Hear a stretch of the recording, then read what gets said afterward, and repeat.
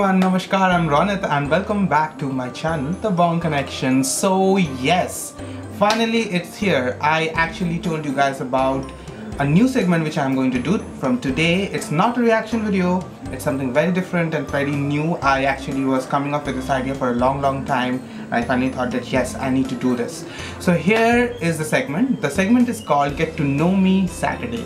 Each and every Saturday I will be sharing one or two interesting stories from my life with you guys, and I would want you guys to share your interesting stories with me in the comment section down below.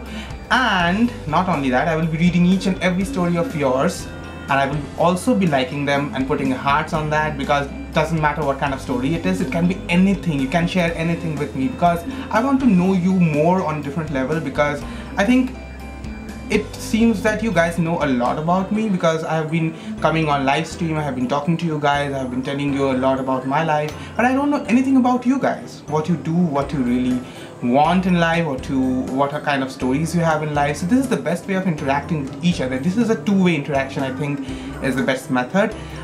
So yes, so guys, put out your stories in the comment section. I will be reading each and every one of yours, and I will also try to comment. But the three most interesting stories which I would love, I would be mentioning those three stories in my next segment of Get to Know Me Saturday video. So isn't that awesome? I will be reading and mentioning yours at the same time. So yes guys, I hope you guys like this idea, because yesterday when I put out this post, many of you guys loved it. Many of you guys already started sharing it in the comment section itself, and it was really great to know that how much enthusiastic and excited you guys are about this whole thing. So yes, let's start this. So my story, today the story which I will be sharing with you guys is about my childhood days. As a child, I was not this shant wala, the shant type of guy, as you always say that yeah, you're so sweet, you're so down to earth, you're so quiet and stuff like that. I'm not at all like that. To be frank, when I was a kid, I was a really naughty kid. Whatever used to come in front of me, whatever thing, I used to grab it, I used to look at it. It can be beautiful, it can be ugly. I used to go to my window and I used to throw it out of my window.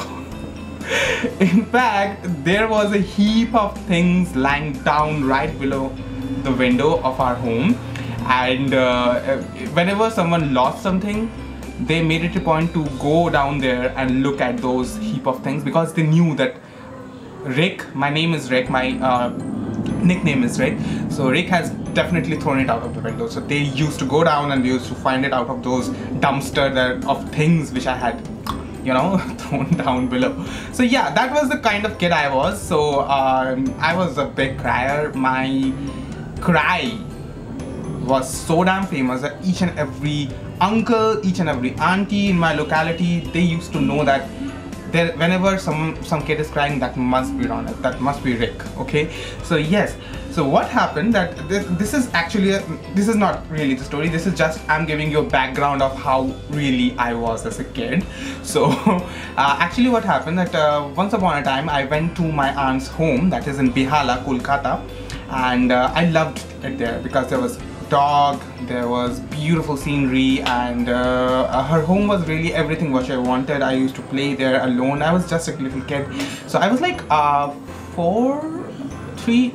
was 2 or 3 years old, I remember. Okay, I was 2 or 3 years old, and I was playing in the lawn of aunt's home, and suddenly and there was a huge well there. Okay, they used to cover it up because most of the time they didn't want me to fall inside, because knowing how much naughty I was, I can fall inside the well.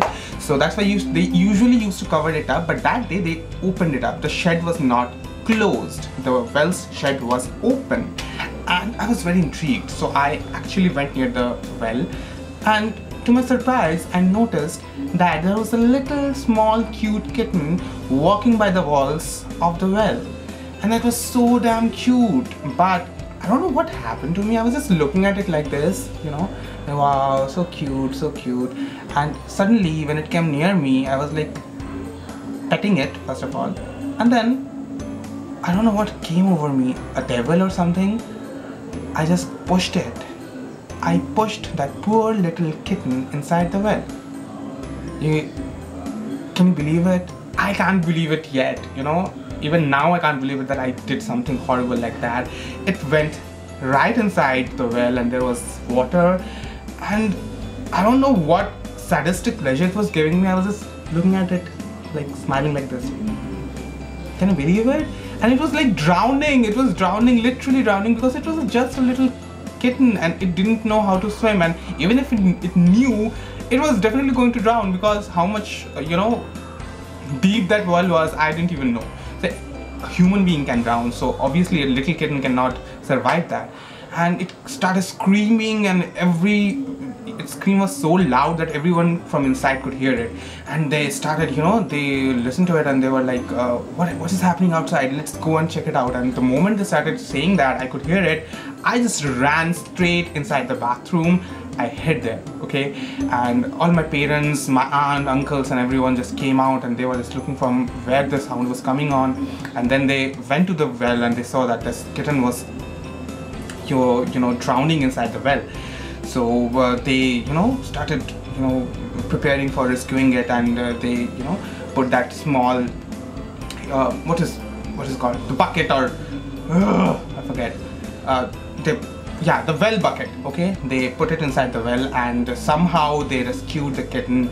And thank God it got rescued. And I was actually, I got scared, because at first I was really finding it funny that it couldn't swim and it was making noises.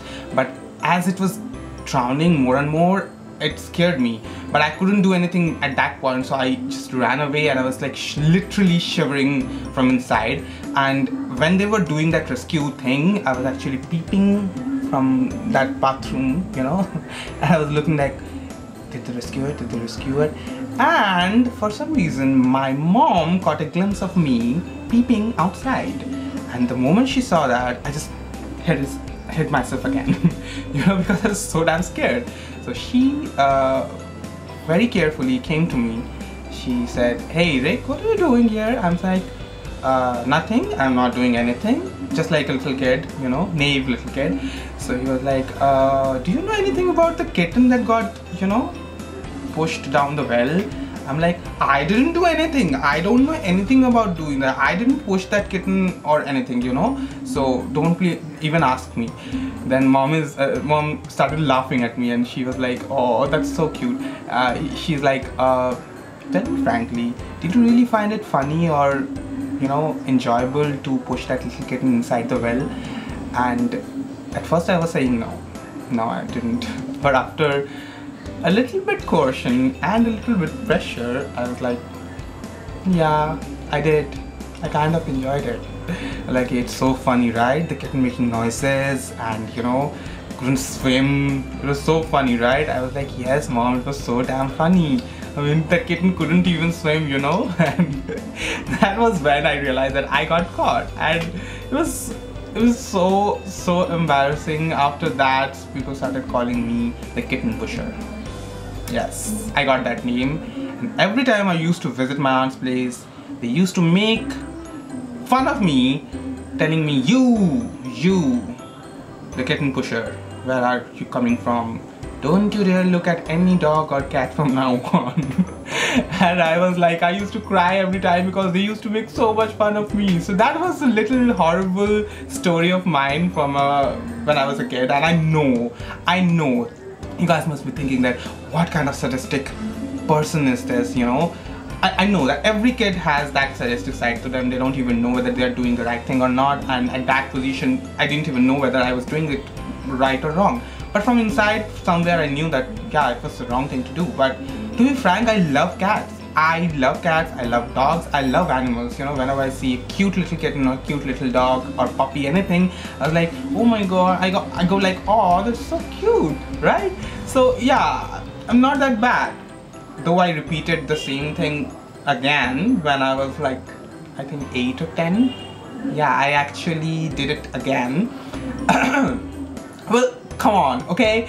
I'm just curious. I was curious. I don't know what is it with me and kittens or cats. There was this cat in my...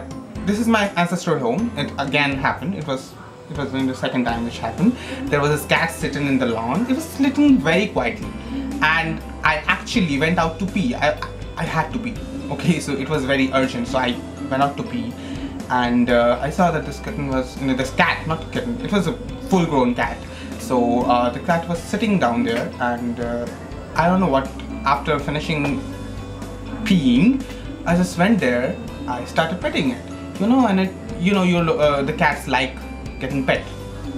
So it was like, it slowly put out its head like this, and I started petting it, and then I started carrying it in my hands. And usually it didn't allow me to carry itself in my hands, but that day it was a surprise. It actually let me carry it in my hands. So I actually carried it on my lap and then carried it, and there was we have our own pond. Okay, we have our own pond, so I started going there, and the cat didn't have any kind of idea what I was going to do. I went there, I started going down the stairs, and when it came to the last stair where there was water, the water started from there. I held my cat like this in front of the water, and I threw it in the middle of the water. Not very far, not very close, but it was like a few inches far away from the stairs, because I didn't want it to drown. I knew I was an adult then, so not an adult, but at least grown up more than what I was as a kid, right? So I just threw it a few inches from the stairs, and it didn't want to let go. At first it just obviously it's a grown-up cat, so definitely it would try to save itself. So it actually took out its claws and pierced my skin. It actually hung onto my skin, and I was like screaming with pain, just let it go, let me go, let me go. I was like going like this, and it wouldn't let me go. It was so strong, the grip was so damn strong that I couldn't let it go. It was just piercing right into my skin, both my hands, and out of pain I had to shrug it off. So I just shrugged it off 3 or 4 times, and after that it finally got into the water and started gasping for breath because it didn't know how to swim. But thankfully it was just 1 or 2 steps down the water. That's why it could control itself and swim back to the shore. So it came back and it climbed the stairs in front of me. It came and what to say, dried itself from the water like this, shaked itself, and got itself dry, just gave me a look like this, like, you damn jerk. That was the look which it was giving at me. I was like, okay, I'm scared now. Okay, I was bleeding from my hands, to be frank. I was bleeding all over my hand, but I felt so horrible at doing that because I just wanted to know whether it was truth. I heard that cats didn't like water, and though I experienced it once upon a time, I again wanted to experience it for some sadistic reason, and I did it again, and I felt so bad because I loved that cat. I really loved that cat. It was one of my favorite cats, and you will not believe that cat didn't actually talk to me for 2 long weeks. It didn't come to me, it didn't purr to me whenever I used to go to feed it. Now I every day made it a point to feed the cats. There were 2 cats. That was the cat's name. The cat which I actually violated, her name was Ruby, and there was her brother, his name was Juby. So there was Ruby and Juby. So they were cute. They were twins actually. Okay, the spots were a little different, but they looked alike. I loved both of them. But Ruby was my favorite, and I actually felt really bad. But she didn't come to eat. I actually served it in front of her, but she was just sitting there, laying there, and just looking here and there. And I was so surprised seeing that reaction of hers, because I was not expecting that. I expected it was like a human-like behavior, and that was the day when I realized that cats also have emotions just like us. And that was when I was a kid, okay? So I actually started to know their feelings and emotions, and yeah, that's the second time which I did. And after that I never did anything like that. After 2 weeks she finally forgave me and she started eating whatever I used to give her. So these are the 2 little stories from my childhood, from my naughty childhood. I know you guys must you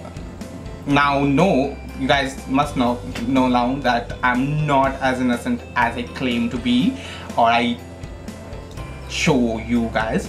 So yeah, there was this incident and I cannot help it. So guys, that was 2 stories from my childhood. Next time on